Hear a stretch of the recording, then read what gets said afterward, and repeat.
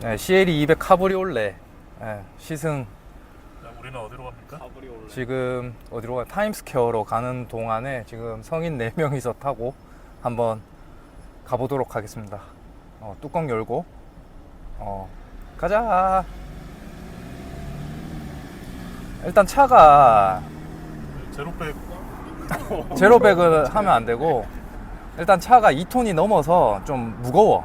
일단 2톤이 넘어요? 이 차가 2톤이 넘는데 2000cc 밖에 안 돼가지고 출력 자체는 일단 200마력이 넘긴 한데 뭔가 스포티하게 운전하기에는 좀 모자란 부분이 있는 거는 사실이라서 이 차를 타고 뭔가 드라이브를 진짜 뭔가 신나게 하고 싶으신 분은 CLE 450을 사시는 게 맞다. 그래서 이 차는 그냥 좀 뭔가 편안하게 운전하는데 좀 포커싱이 돼 있는데 그냥 뚜껑이 열린다 정도로 보면 될 것 같아요. 가격대가 그래도 컨버터블 치고는 잘 나왔기 때문에 세컨카나 턴카로 즐기기에는 문제가 없다. 그래서 이게 2인승 로드스터랑 비교를 하면은 일단 이렇게 좀 급한 경우에 사람도 탈 수 있고 뒷자리가 있다라는 거는 없는 거랑은 진짜 좀 많은 차이가 있다. 그래서 일단 뒷자리가 한번 봐봐. 뒷자리 공간이 어때? 네가 말을 해줘야지. 뒷자리 저 아침에 셔틀버스 타고 다니는데 그 정도의 편함입니다. 성인 남자가 옆에 일반 버스에 껴있는 느낌? 일단 지금 레그룸이 그렇게 넓지는 않아서 일단 앞좌석을 원래 내가 타던 거에 비해서 많이 당겼어 지금. 아이고. 그래서 원래 내가 타던 거에 비해서 많이 당긴 상태고 뒤에 누가 타게 되면은 앞자리는 사실 조금 불편합니다. 제 기준에서는 지금 무릎이 다 닿고 있고 좀 불편한 게 사실이고, 혼자 탈 때는 뭐 그냥 뒤로 최대한 제껴서 타니까 불편한 게 없고, 그리고 이 차가 출력이 좀 부족하긴 하지만은 이게 마일드 하이브리드 시스템이라서 이게 가속을 할 때 모터의 힘이 플러스가 되기 때문에 가속에 있어서는 뭐 답답한 정도는 아닌데 막 그렇다고 막 차가 튀어나간다거나 이런 느낌을 받지는 못해요. 그리고 차는 조용하고 일단 서스펜션이나 이런 부분은 약간 무르다 해야 되나? 단단하지는 않아. 그리고 이제 제일 큰 이 차의 장점은 무엇보다도 이렇게 탑을 오픈할 수 있다는 거죠. 이렇게 오늘은 날씨가 별로 좋지는 않은데 흐린데, 근데 미세먼지가 또 좋잖아. 여기 보시면은 그 미세먼지를 이렇게 직관적으로 또 표시를 해놔가지고 이게 외기 내기거든. 그래서 이게 지금 보면은 외부도 미세먼지가 좋고 내부도 미세먼지가 좋다. 그래서 뚜껑을 열 수 있다.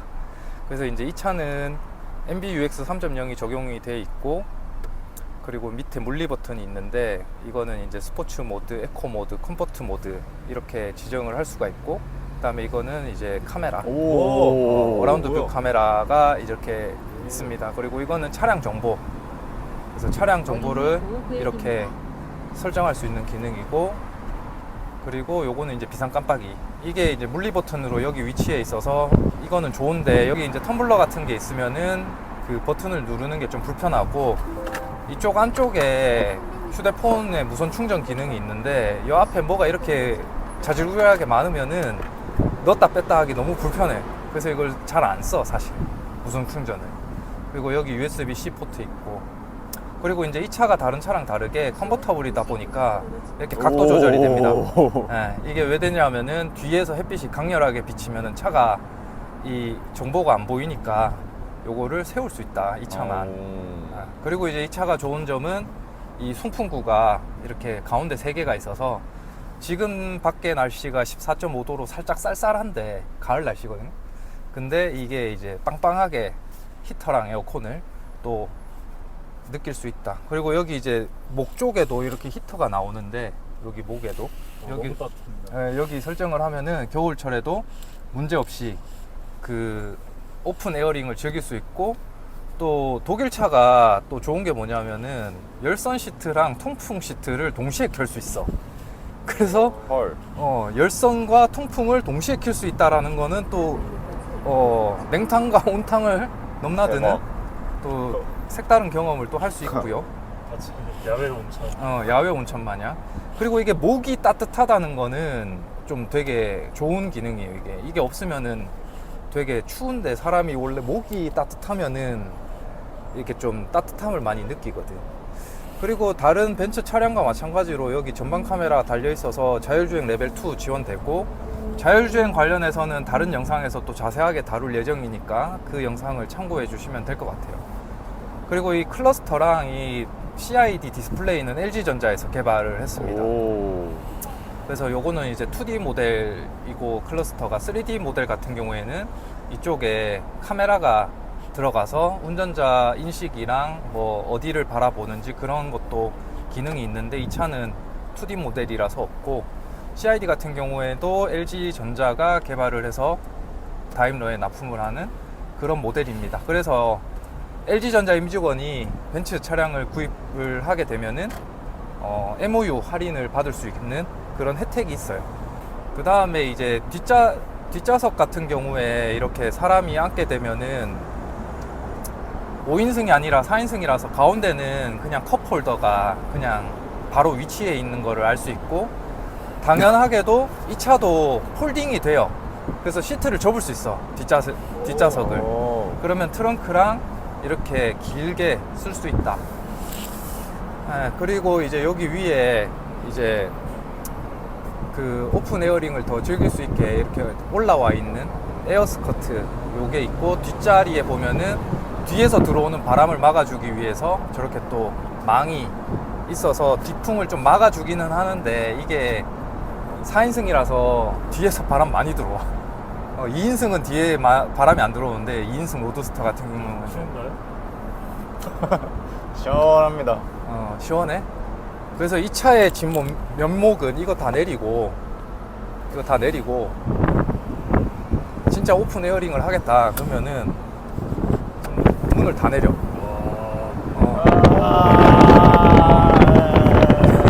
이게 진짜 관종이지. 그래서 이제 주행을 하게 되면은 그 연비 같은 경우에는 이 차가 복합 연비로 12 정도 나오는데, 그 마일드 하이브리드 시스템이 적용되다 보니까 연비가 나쁘지 않고 바람이 막 흩날리고 있는데 괜찮나?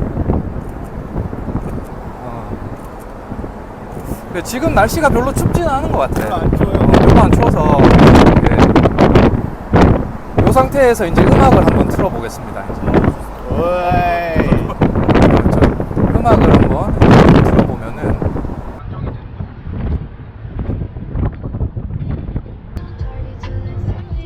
이 차가 단점이 스피커가 별로 안 좋아. 스피커는 좀 약한 편이고, 저작권 때문에 여기까지만 듣겠습니다. 저작권 때문에. 그래서 이제 좀 사운드가 약하다. 그리고 창문을 닫으면은 이게 옆차에서는 이 안이 안 보여. 이 정도만 닫아도. 왜냐하면은 이제 이 눈높이가 비슷하니까. 그래서 이 정도만 돼도 프라이버시는 지킬 수 있다. 근데 다만 이게 바람이 많이 날리다 보니까 옆좌석에 뭐 여자친구나 와이프나 타면은 엄청 싫어합니다. 앞머리를 지켜야 되는데. 머리가 이게 막 이런 에어스커트 같은 게 있어도 날려. 어쩔 수 없이 날려. 그래서 오픈카 타시는 분들이 모자를 꼭 필수로 차에 쓰고 다니시는 거예요. 그래서 모자 쓰고 다니시는 거예요. 그게 편이 아니다. 그 머리가 뜯죠. 왜냐하면은 이 오픈카를 안 타보신 분들은 모를 건데, 이 공기 중에 수분이 있다 보니까 이게 나풀나풀거리면은 내리면 머리가 떡집니다. 이거. 그래서 모자를 써야 돼. 그리고 뒷좌석은 내가 타보지를 못해가지고, 뒷좌석 어때? 그래, 한번 또 소감을 얘기해봐. 좁을 줄 알았는데 별로 좁지가 않아요. 그리고 뒤에서 보니까 여기 앞에가 진짜 예쁜데요, 이렇게. 이 디자인이 네, 디자인이. 이렇게, 일자로 이렇게 떨어지는 부분은 되게 이뻐. 디자인은 진짜 이쁘고, 뭔가 심플하면서 미래지향적인 그런 디자인이고, 이런 앰비언트 라이트도 되게 뭔가 과하지 않게 잘 들어가 있어. 은은하게 잘 네, 나오고. 맞아. 이게 사제로 튜닝한 거랑은 또 감성이 또 다르지. 이게 여기도 들어가 있고. 그래서 이게 뚜껑을 열고 이렇게 뭔가 도심을 좀 벗어나면은 기분이 진짜 좋아. 그러겠네요. 그래서 이게 뚜껑을 열 수 있냐 없냐의 차이는 좀 크다. 그리고 이 차가 이제 그 자율주행 레벨 2가 적용됐기 때문에 이런 차가 약간 밀리는 상황에서 그냥 핸들을 놓고 있어도 이렇게 앞차를 잘 쫓아가는 그런 모습을 보여주고 있고, 이게 가다가 속도를 줄이고 이게 또 앞차가 가면 또 따라갑니다. 그래서 이렇게 그냥 쓸 수 있고, 이렇게 앞차가 끼어드는 상황에서도 얘를 인식을 해서 간격을 조절해서 방금 섰지. 따라갑니다. 그리고 이 자율주행 같은 경우에는 이 핸들에 토크 센서랑 터치 센서가 같이 적용돼 있어서 이 무게로만 얘를 잡았다라는 걸 인지하는 게 아니고 터치 센서 때문에 손을 잡아야 돼. 그래서 이거를 안 잡고 무시하면은 경고음이 울리는데, 그거를 계속 무시하면은 비상등이 켜지면서 차가 서서히 속도를 줄입니다. 그렇죠? 그리고 이제 이 핸들 자체는 이제 잠자리 핸들이라고 해가지고 사람들이 좋아하는 디자인이고, 그리고 이게 이제 여기 D컷 약간 스포티한 부분은 좀 강조를 했습니다. D컷이고 여기 패드 시프트 있고, 그리고 이제 이 차가 마일드 하이브리드가 적용이 돼 있는 것 플러스 당연히 스탑앤고 지원됩니다. 그리고 이 차가 특이한 게 뭐냐면 글라이드 모드라는 게 있는데, 그게 뭐냐면은 에코 모드로 놓은 다음에 스탑앤고 기능을 켜고 이거를 가다가 엑셀을 떼면은 이게 시동이 꺼져요. 이게 이제 이렇게 꺼집니다. 그래서 이게 시동이 꺼진 상태로 그냥 쭉 주행하는 글라이더처럼. 그래서 이게 연비에 되게 도움을 줄 수 있는 모드인데, 이거를 키는 거랑 안 키는 거랑 그 연비 차이가 좀 상당히 많이 나. 그래서 다시 한번 보면은 이렇게 쭉 가다가 엑셀을 떼면은 이렇게 꺼집니다. 이렇게 꺼져서 글라이드 모드로 그냥 이제 시동을 켜지 않고 주행을 하는 거고, 이 모드는 스탑앤고의 그 시간하고 동일하게 유지가 돼요. 그러니까 만약에 에어컨을 켰다 하고 하면은 에어컨 가동을 해야 되니까 그 시간이 되게 짧고, 지금처럼 에어컨을 키지 않는 날씨에는 계속 이거 끈 상태로 계속 껐잖아. 계속 간다 이거.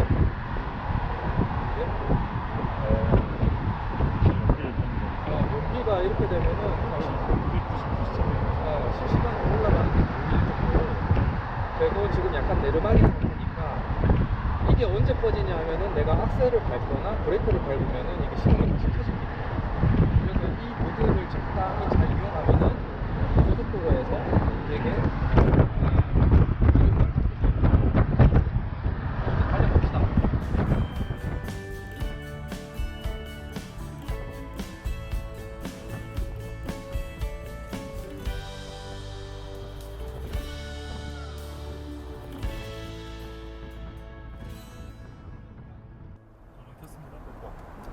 그래서 이제 뚜껑을 열고 드라이브를 즐겼으니 이제 뚜껑을 좀 닫아야 되는데, 닫지 마.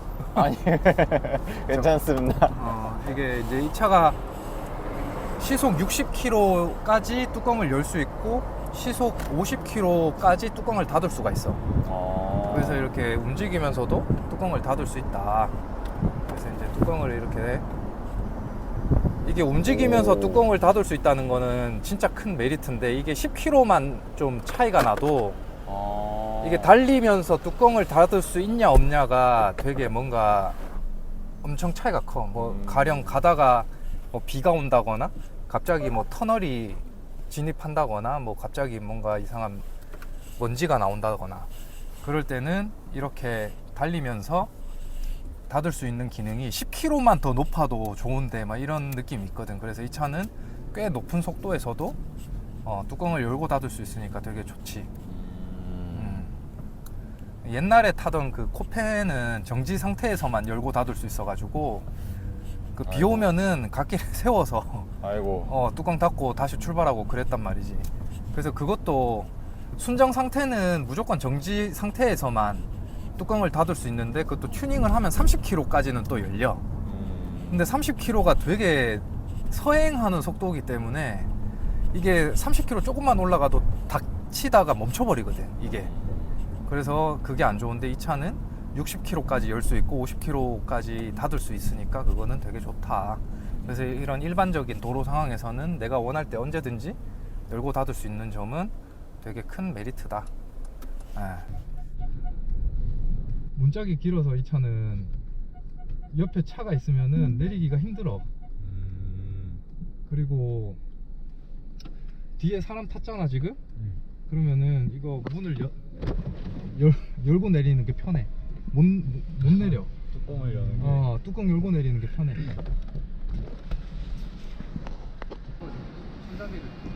요거요?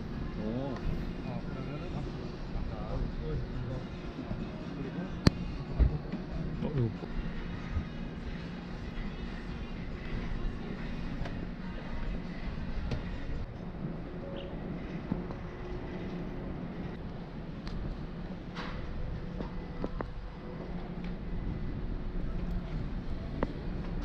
진짜 예쁘다. 프랑스 때 잘한 것 같아요.